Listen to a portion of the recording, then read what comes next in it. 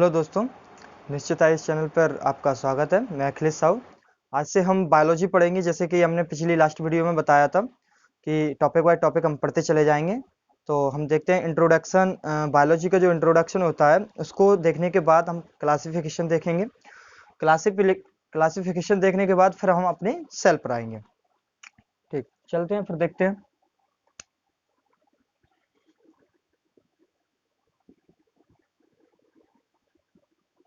Biology biology दो शब्दों से मिलकर बना है, बायो प्लस लॉजी। बायो का मीन्स होता है जीवों और लॉजी का मतलब होता है अध्ययन। हम कह सकते हैं स्टडी ऑफ लिविंग बीइंग, मतलब जीवों का अध्ययन ही बायोलॉजी है। और देखते हैं कि बायोलॉजी के बारे में क्या। बायोलॉजी जो शब्द का प्रयोग सबसे पहले किया था, बायोलॉजी का बायोलॉजी शब्द का प्रयोग सबसे पहले एक थे लैमार्क, जो कि फ्रांस के थे, और दूसरे थे ट्रेवेनरस,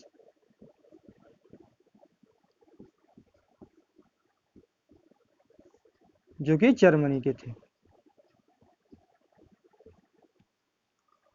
ये तो बायोलॉजी शब्द की बात हो गई कि बायोलॉजी शब्द किसने दिया था। तो लैमार्क शब्द का प्रयोग सबसे पहले जो किया था लैमार्क और ट्रेवेनरस ने किया था।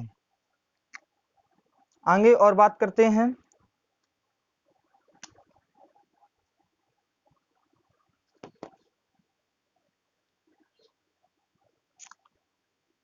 बायोलॉजी को दो भागों में बांटा गया है।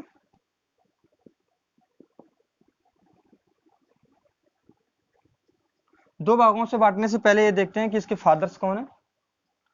बायोलॉजी के जो फादर्स हैं, मतलब हम जिसके जनक भी कह सकते हैं, बायोलॉजी के जनक या फादर ऑफ बायोलॉजी,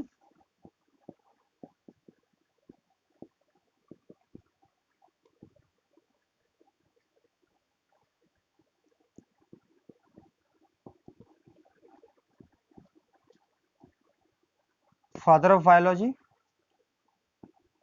अरस्तु को कहा गया है, जिसको इंग्लिश में अरिस्टल भी कहते हैं। ये तो हो गई बायोलॉजी की जनक। बायोलॉजी शब्द किसने दिया था? बायोलॉजी की स्टडी ऑफ बायोलॉजी के दो भागों में बांटा गया है। बायोलॉजी को दो भागों में बांटा गया है।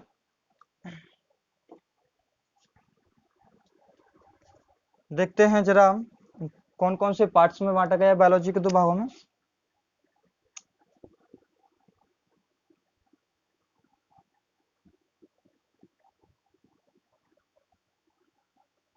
बायोलॉजी को दो भागों में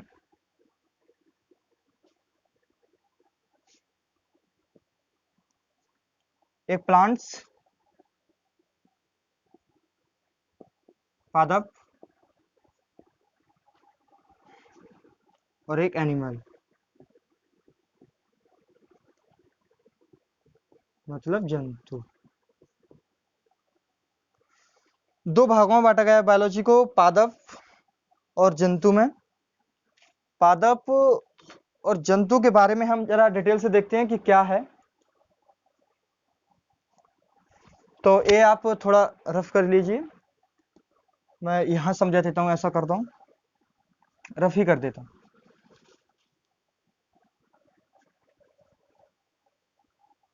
एक स्क्रीनशॉट खींच लीजिए अगर आपको पढ़ना है तो। जैसे और वीडियो को रोक भी सकते हैं।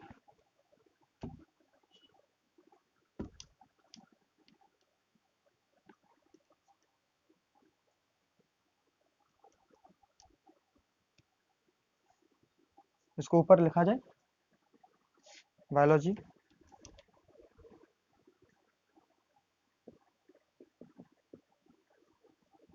बायोलॉजी को दो भागों में बांटा गया।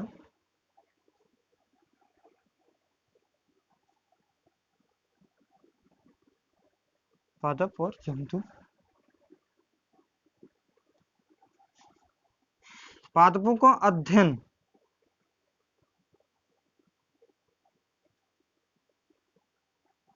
थियोफ्रिस्टस ने किया था।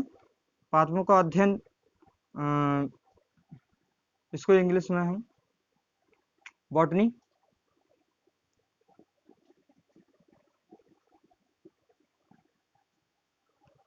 और इसको इंग्लिश में हम जूलॉजी कहते हैं, जंतु विज्ञान। उसको पादप विज्ञान। इसका जो अध्ययन किया था, पादपों का जो अध्ययन किया था वो थियोफ्रिस्टस ने किया था।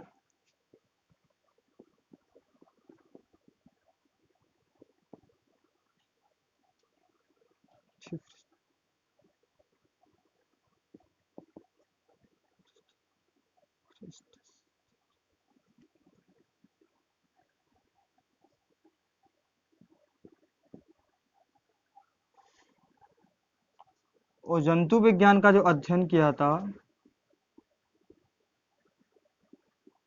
वो अरस्तु ने ही किया था।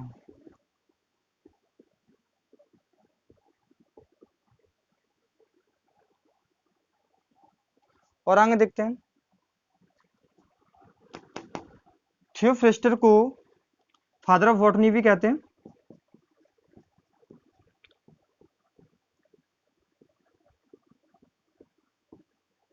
थियोफ्रिस्टस को फादर ऑफ बॉटनी भी कहते हैं। इसके आगे और भी देखते हैं कि इन्होंने एक बुक वगैरह भी लिखी है। तो बुक भी देखते हैं कि क्या है बुक।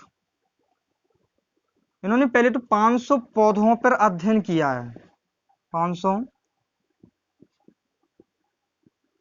पादप पर लगभग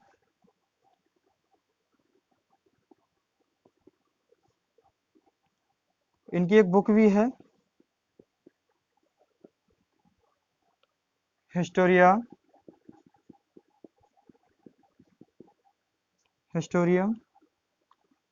प्लांटेना।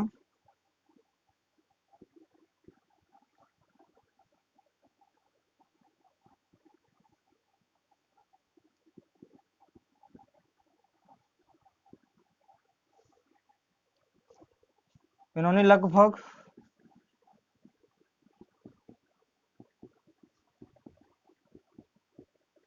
500 जंतुओं पर अध्ययन किया है। इन्होंने 500 पौधों पर अध्ययन किया है और इन्होंने 500 जंतुओं पर अध्ययन किया है।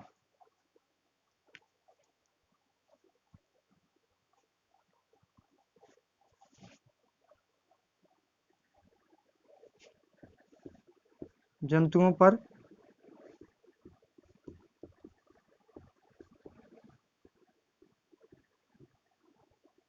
अध्ययन। इन्होंने भी एक बुक लिखी है, जरा देख लेते हैं अभी कौन सी बुक है। हिस्टोरिया एनिमलियम।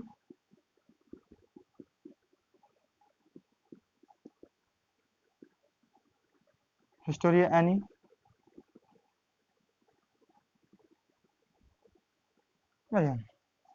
तो ये तो अब मैंने आपको बायोलॉजी के दो पार्ट्स में बता दिया है कि कौन कौन सा अध्ययन किया है। और दो भागों में डिवाइडेड था, पादप विज्ञान, जंतु विज्ञान, जूलॉजी और बॉटनी में। बॉटनी का अध्ययन थियोफ्रिस्टस ने किया था, इसलिए इसको फादर ऑफ बॉटनी भी कहते हैं। इसको भी फादर ऑफ जूलॉजी भी कहते हैं। जंतु विज्ञान का अध्ययन अरस्तु ने किया था।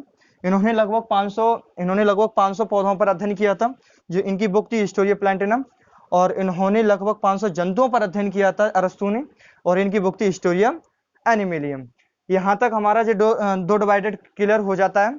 आप देख सकते हैं इसको अच्छी तरह से। मैं हट जाता हूँ, आप वीडियो को रोक भी सकते हैं, लिख भी सकते हैं, स्क्रीनशॉट भी खींच सकते हैं। इसके हम आगे बढ़ते हैं, फिर देखते हैं कि इसके बाद क्या आता है। इसके बाद हम वर्गीकरण स्टार्ट करेंगे, जिसे कहते हैं टॉक्सोनॉमी।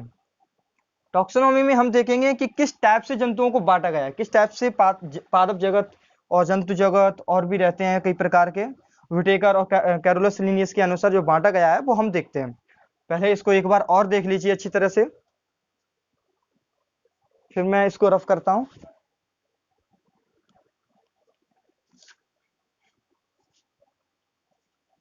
कर देता हूं।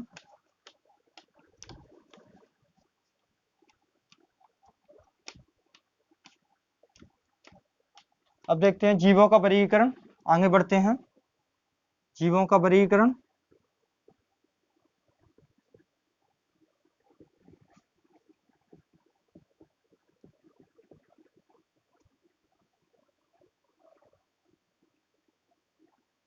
जीवों का वर्गीकरण, टॉक्सोनॉमी। जीवों के वर्गीकरण में सबसे पहले दो वैज्ञानिक हुए हैं। ये तो कैरोलस लिनियस जिन्हें जीव वर्गीकरण का पिता कहा जाता है, फादर ऑफ टॉक्सोनॉमी कहते हैं। और एक व्हिटेकर आते हैं। व्हिटेकर 5 जगत में उनको करते हैं 5 किंगडम ऑफ क्लासिफिकेशन। इनका जो कैरोलस लिनियस का रहता है वो 2 किंगडम ऑफ क्लासिफिकेशन रहता है। इनका पादप और जंतु जगत में ही रहता है, मैं आपको पहले समझा देता हूँ। और व्हिटेकर का जो रहता है वो 5 जंतु जगत में रहता है, जो कि हम देखेंगे कि मोनिरा, प्रोटिस्टा, कवक, जंतु और पादप में रहता है। एक एक करके हम इनको समझ लेते हैं, फिर इसके बाद हम डायरेक्ट जो है वो सेल स्टार्ट करेंगे। ओके, देखते हैं फिर इसको आगे। जीवों का वर्गीकरण सबसे पहले जो दिया था वो कैरोलस लिनियस ने दिया था।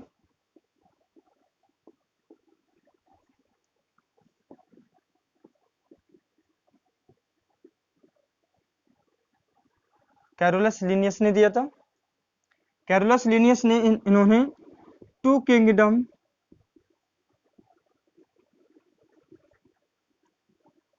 ऑफ क्लासिफिकेशन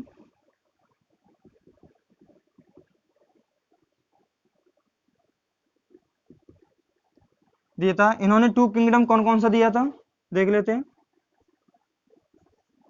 इन्होंने पहला जो दिया था किंगडम वो जंतु पादप जो भी है, 2 दिए थे, और दूसरा था पादप। कैरोलस लिनियस को फादर ऑफ टॉक्सोनॉमी भी कहते हैं।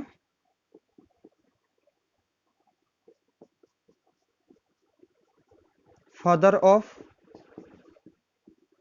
टॉक्सोनॉमी। कैरोलस लिनियस को फादर ऑफ टॉक्सोनॉमी भी कहते हैं। इसके आगे हम देखेंगे कि एक व्हिटेकर नामक वैज्ञानिक आते हैं। व्हिटेकर नामक वैज्ञानिक ने 5 जगत में दिया था। 5 जगत में दिया था व्हिटेकर।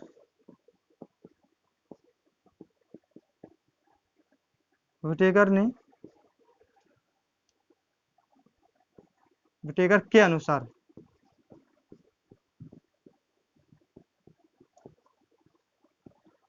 जीवों का वर्गीकरण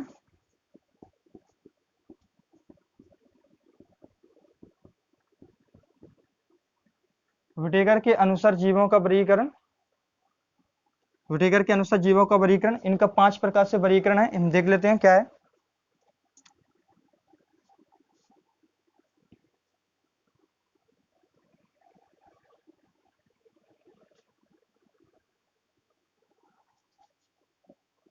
पहला मोनिरा,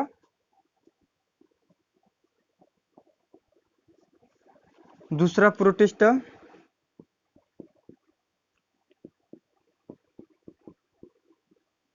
तीसरा है कवक जिसको हम फंगी भी कहते हैं,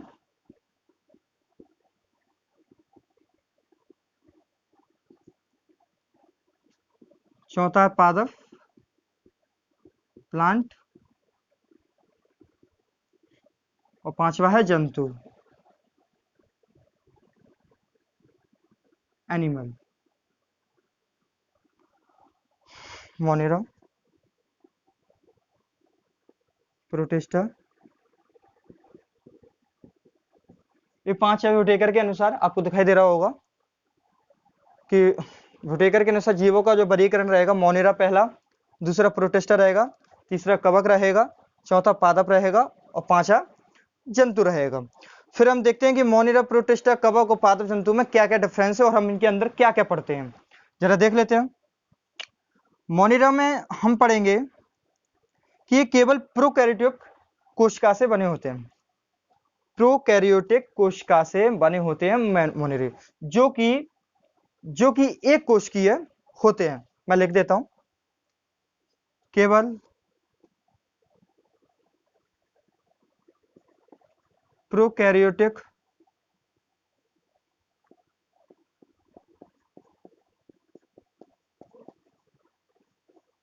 कोशिका से बने होते हैं, केवल प्रोकैरियोटिक कोशिका से बने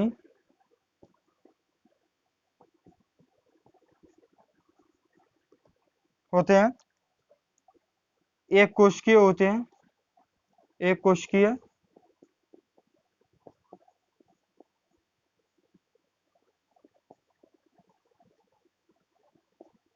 होते हैं। इनके जरा एग्जाम्पल भी देख लेते हैं, क्या है।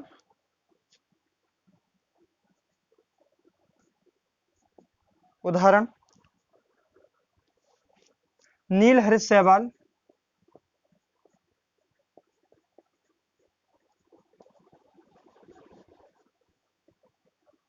नील हरित शैवाल, जीवाणु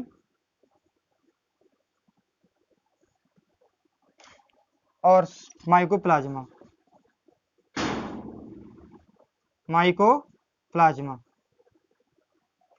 अब हम इसको ये देखते हैं कि नील हरित शैवाल, जीवाणु, माइकोप्लाज्मा, इनके बारे में थोड़ा थोड़ा नहीं दिखाई दे रहा होगा, मैं ऊपर लिख देता हूं बाद में। तो हम जरा ये देखते हैं कि नील हरित शैवाल, जीवाणु और माइकोप्लाज्मा को ऊपर जरा अच्छी तरह से डिफाइन करते हैं क्या है। ये आप वीडियो देख के कर लेना।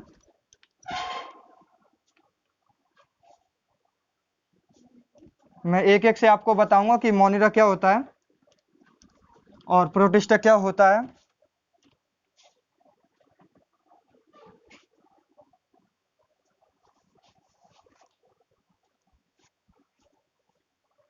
जरा देखते हैं कि मोनिरा क्या होता है। मोनिरा जो रहेगा हमारा, मैंने बताया था कि आपको केवल प्रोकैरियोटिक कोशिका से बने होते हैं, प्रोकैरियोटिक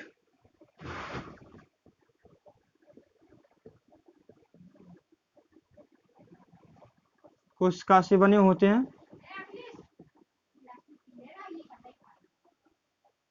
प्रोकैरियोटिक कोशिका से बने होते हैं, एक कोशिकीय होते हैं,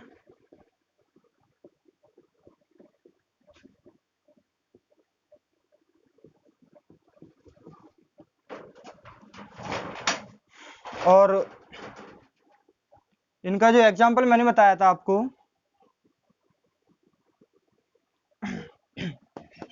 जीवाणु, नील हरित शैवाल, साइनोबैक्टीरिया कहते हैं,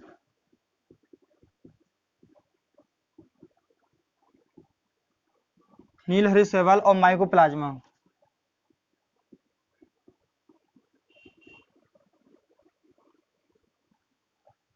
तो जीवाणु भी दो प्रकार के होते हैं, नील हरित शैवाल और माइकोप्लाज्मा के बारे में भी हम थोड़ा थोड़ा जान लेते हैं कि ये होते क्या है, एक्चुअली में होते क्या है। पहले तो माइकोप्लाज्मा के बारे में जानिए कि स्मॉलेस्ट पृथ्वी पर स्थित सूक्ष्मतम जीव होता है। इसको माइकोप्लाज्मा पृथ्वी पर स्थित सूक्ष्मतम जीव होता है। नील हरित शैवाल साइनोबैक्टीरिया कहते हैं और जीवाणु को बैक्टीरिया के नाम से हम जानते हैं। अब जीवाणु भी दो प्रकार के होते हैं, परजीवी। जीवाणु भी दो प्रकार के होते हैं, परजीवी और स्वजीवी। स्वजीवी भी दो प्रकार के होते हैं, सॉरी, पोषण के आधार पर दो प्रकार के होते हैं, स्वपोषी और परपोषी।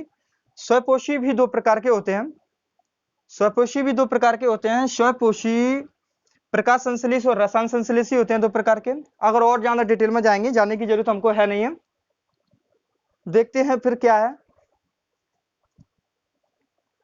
अब आगे बढ़ते हैं प्रोटिस्टा में, क्योंकि वीडियो ज्यादा लंबी नहीं खींचना चाहता कि आपको भी 20 मिनट से समथिंग हो चुके हैं अभी लगभग। प्रोटिस्टा प्रोटिस्टा केवल यूकैरियोटिक कोशिका से बने होते हैं।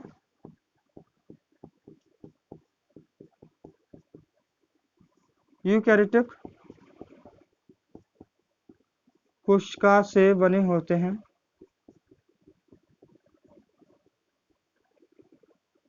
एक कोशिकीय होते हैं।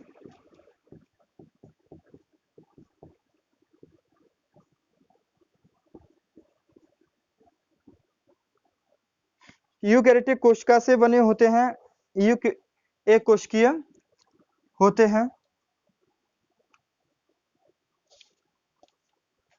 इनको भी देखते हैं क्या है।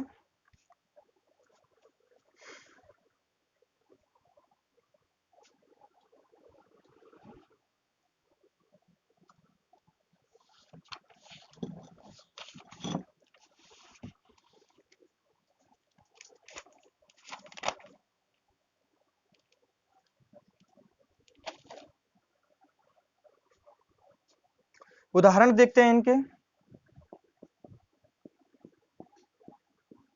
अमीबा और पैरामीशियम।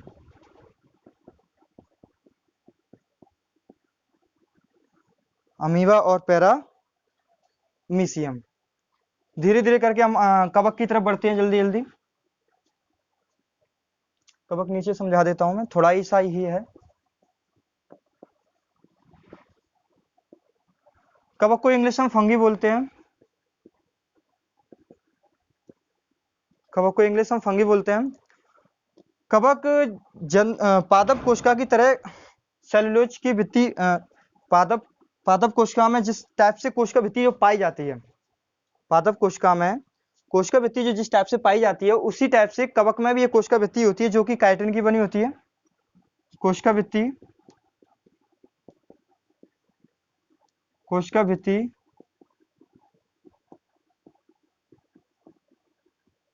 काइटिन की बनी होती है।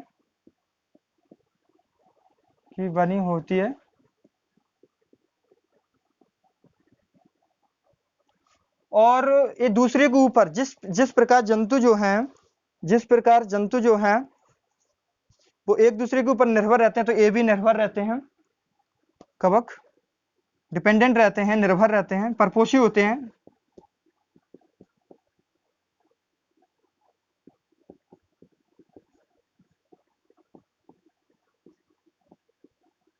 परपोषी होते हैं कवक। कोशिका भित्ति जो है काइटिन की बनी होती है, ये परपोषी होते हैं। उदाहरण कवक के उदाहरण लिख लीजिए। ईस्ट और मशरूम।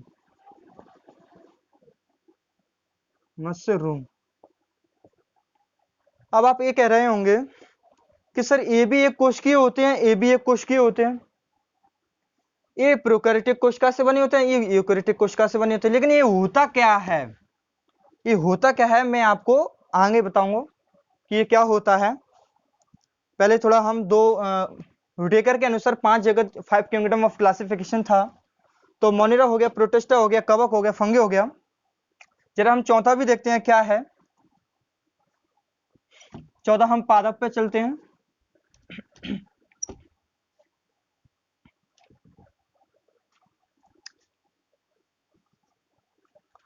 हम पादप पर चलते हैं और पादप पर देखते हैं कि इसके अंदर हम क्या क्या पढ़ेंगे। व्हिटेकर के अनुसार इसके अंदर क्या क्या आता है। पादप में ब्रायोफाटा,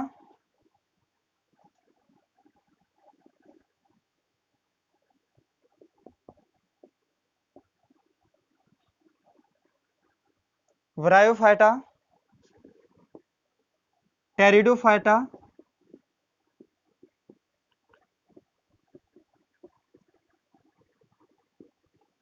जिम्नोस्पर्म,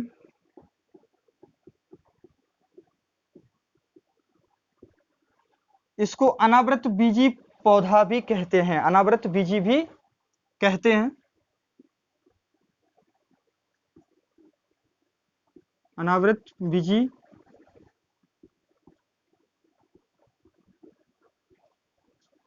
पादप भी कहते हैं।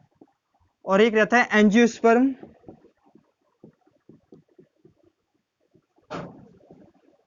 एंजियोस्पर्म उसे आवृतबीजी पौधा या आवृतबीजी पादप कहते हैं।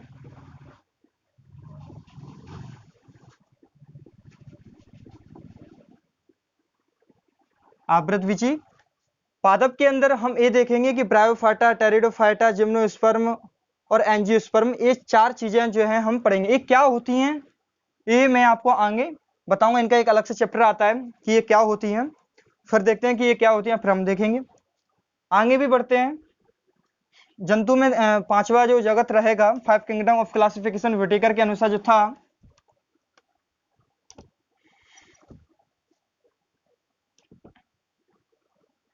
पांचवा था जंतु।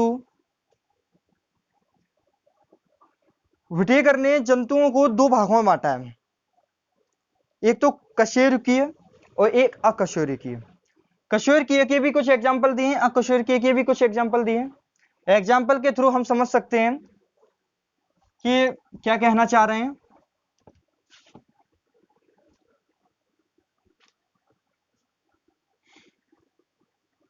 जंतुओं को 2 भागों में बांटा गया है, कशेरुकीय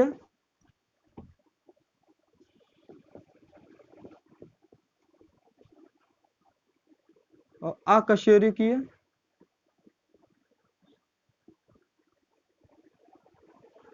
जरा दोनों के एग्जाम्पल देख लेते हैं क्या क्या है।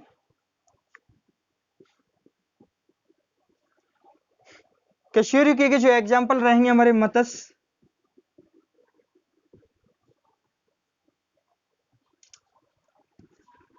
मत्स्य ऐसे ही और प्रजाति आती हैं, स्तनधारी भी कह सकते हैं,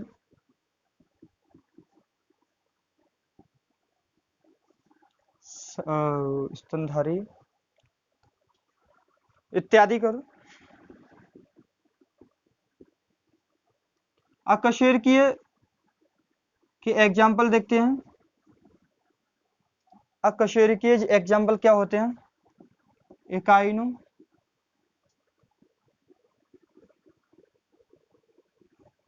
डर्म, एकाइनोडर्म, मोलास्क इत्यादि।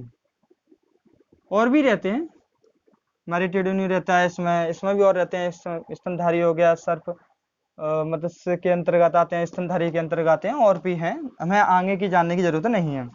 अब हम बात चलते हैं कि कोशिका क्या होता है। तो कोशिका हम कल पढ़ेंगे, काफी टाइम हो गया, 27 मिनट की वीडियो हो चुकी है। देखते हैं फिर आगे की वीडियो में हम कि एक बार और पढ़ लेते हैं कि 5 किंगडम ऑफ क्लासिफिकेशन विटेकर के अनुसार था मोनेरा, प्रोटिस्टा, कवक और पादप और जंतु। जो हमने एक एक करके देखा कि मोनेरा जो था वो प्रोकैरियोटिक कोशिका से बने होते हैं, जो कि एक कोशिकीय होते हैं। प्रोटिस्टा भी एक कोशिकीय होते हैं, लेकिन वो यूकैरियोटिक कोशिका से बने होते हैं। कवक की कोशिका भित्ति काइटिन की बनी होती है। पादप कोशिका की तरह उनकी कोशिका भित्ति होती है। फर्क सिर्फ इतना होता है, पादप कोशिका में सेलुलोज की भित्ति होती है, जो कि इसमें काइटिन की भित्ति होती है। जंतु कोशिका की तरह दूसरे के ऊपर निर्भर रहते हैं, इसीलिए कवक को परपोषी परजीवी कहते हैं। इनको फिर पादप पे आते हैं हम, फिर जंतु पादप पे पढ़ते हैं। ब्रायोफाइटा, टेरिडोफाइटा, जिम्नोस्पर्म, एंजियोस्पर्म, जिनको हम अनावृत बीजी पादप या आवृत बीजी पादप भी कहते हैं। जंतु को 2 भागों में बांटा गया है, कशेरुकीय और अकशेरुकीय। कशेरुकीय के अंतर्गत मत्स्य आता है, स्तनधारी आता है, और भी कई प्रकार के आते हैं। अकशेरुकीय के अंतर्गत हमारा आएगा इकानोडर्म, मोलास्कड, मैरिटेडना, और भी आते हैं। तो हम यहीं पे आज वीडियो समाप्त करते हैं। धन्यवाद, और आगे की वीडियो देखने के लिए जरूर सब्सक्राइब करें। ओके, धन्यवाद।